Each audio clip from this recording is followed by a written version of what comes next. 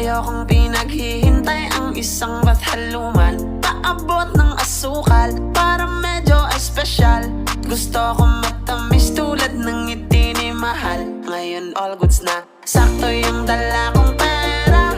Pag-ibig ang inabot ng aking 50. Minsan talaga sasang-ayon ang